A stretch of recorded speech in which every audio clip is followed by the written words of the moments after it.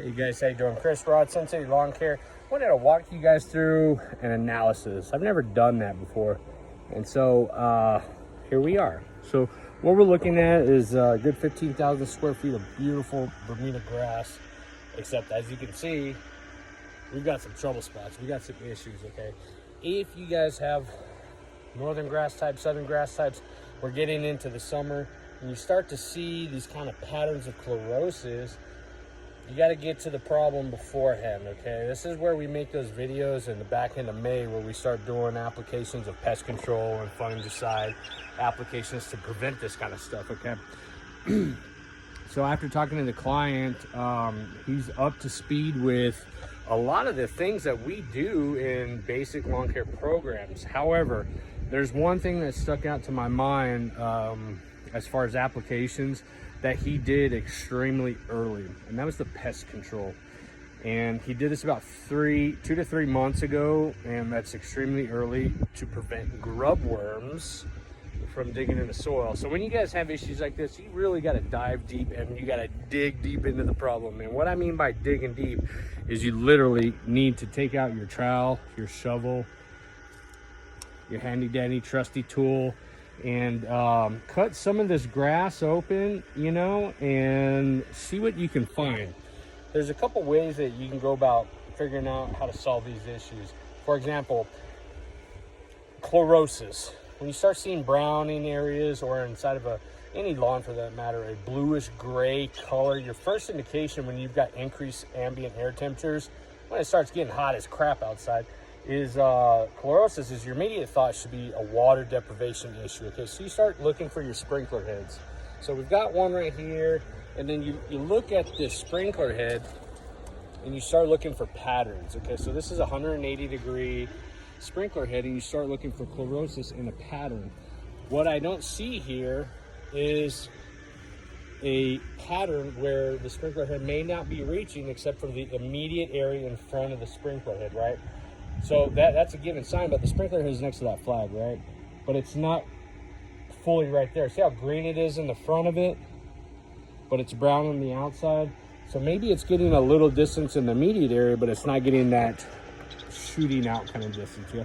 Let's go talk about this area right here, okay?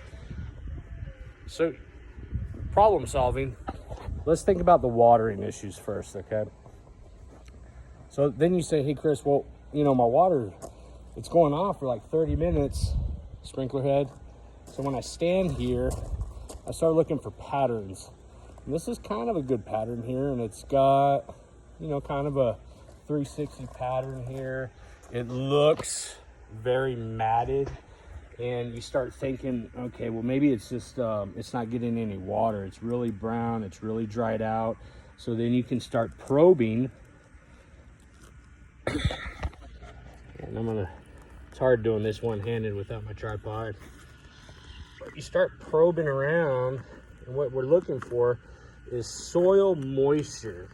So when you start digging, and this is one method. Again, you can use a shovel, you can use a knife, you can even use a soil probe where you're taking soil samples and you're getting that core out. And when you start digging in here, and I've already noticed this in the front, when I started probing the front, I was hitting rock. And we're here in El Paso, far west, or Upper Valley El Paso, and it's clay. It's more clay soil than it is a sandy soil. Sandy soil is very easy to probe through. The clay soil is going to be a bit tougher. But in the front, when I was probing some areas with my little 4-inch blade here, I was hitting something right off the bat, and I dug some more. There's a piece of tile. It's crazy. It's a piece of tile. I left it. I took a picture of it. That way the client can see some of the debris that's underneath the soil that's creating those heat spots. And if you've watched any of my videos about tilling the land before sod installation, we do that specifically. You hear that? Like I'm hitting something. You hear that? So look at this. Look at this guy. Big old rock. When you guys find things like this, they create heat spots and they burn the roots And it's not like burning hot right now, but they create these heat spots, and they can easily burn the root system and kill the grass, guys. But when I dig down here, there's not a lot of moisture. It's just like dry, it's really dry sand. So for this particular area, I'm gonna rule that it's a watering issue. It does have a pattern where the sprinkler head is. This is an oscillating sprinkler, so I think it's overcasting this particular area. But I did want to show you another area. And you got these brown spots, these really orangish looking brown spots. Yeah, it could be chemical burn. But if he hasn't had any applications in 2 or 3 months, his last fertilizer application was 3 weeks ago. And guess what he's using? Stress blend from Yard Mastery. That stuff ain't gonna burn your lawn, guys. So we can rule out chemical burn. So you start digging and you find out that it's a water deficit issue. Or here's another example. These gray areas. See, they're not as orangish brown as that, but it's gray. When it's gray, from a lawn care professional standpoint, the automatic thought is pest issues, okay? And I've already dug 2 spots and I have found grub worms, and believe it or not, they're little baby grub worms. So when you guys are doing your inspections, or you got issues in your own lawn and you've got this matted material, get some sunlight, and you can just rake it back like this, okay? Nothing is taking root, the grass blades are dead, and you can get right to the soil surface. You can dig here and inspect if you want, but what you want to dig is where the grubs have not eaten yet, down here inside of this grass. So you want to meet the two, kind of probe a little bit, cut it out. Again, use a blade, a spade, a knife, whatever, it's easy for you, but you got to dig. And this is how we just conduct these little inspections. Let's see if we find anything in here. Well, I didn't find any grubs, but look at that. That's a rock, that don't belong there. So nice clay soil. It's look at this. It holds its form. And I don't see any grubs in here right now. And sometimes these little guys can be anywhere from 6 to 8 inches deep. Sometimes they're right at the soil surface.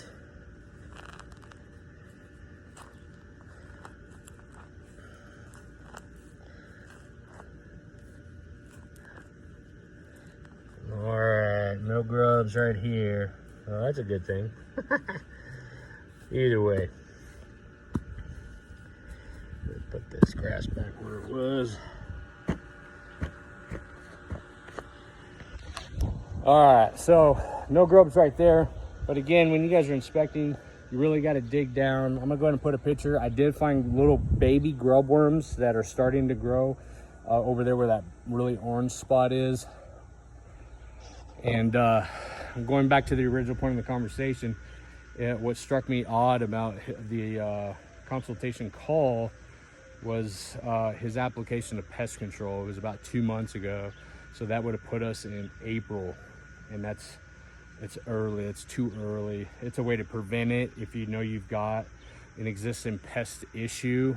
For a lot of this, I'm going to go ahead and rule that it's a combination of watering deficiency. We got water spots, as we saw over here, really dry sand compared to the holding, the clay soil that I was able to form and put together right now, in combination with this pest control. So 2 recommendations.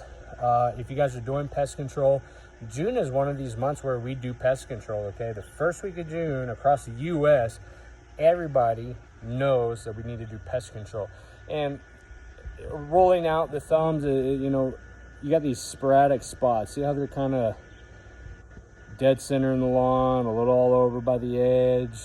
So If your water and your irrigation is getting good coverage, then, I mean, there's a lot of that you can rule out. But when you got something like this, and there's a sprinkler head right in the center, okay, this is what's a pattern.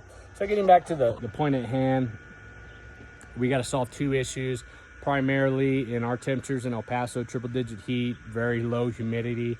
We're going to be dealing with two things, either watering issues or pest issues. And again, I'm going to post a picture of a pest the grub worm's already found. So you need to get down some of your immediate culprit. Okay, you get to the big box store.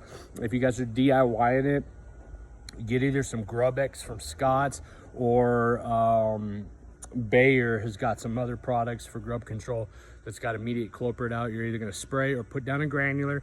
Most important thing is you always got to water this product in to kill what's actively feasting on your root systems. Get that product into the soil system, and then if you've got watering issues, adjust your sprinkler heads accordingly. Outside of that, here's another issue I'm going to bring up and address.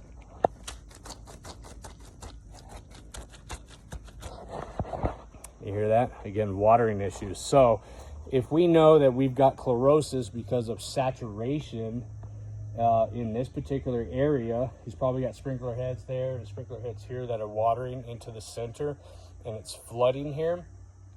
We have to back off the watering in certain areas so that the water or the soil system is allowed to, that water is allowed to penetrate through the soil system and dry out. Otherwise, you're going to flood the grass. It's going to be all squishy like that, and the roots are going to start to die back. So that's another issue right there that we need to address for that particular area. So it's swelled, and they do that in these Upper Valley homes for some reason. I think it's a water conservation thing, but other than that, I mean, the majority of the lawn is looking really good. No issues on this side.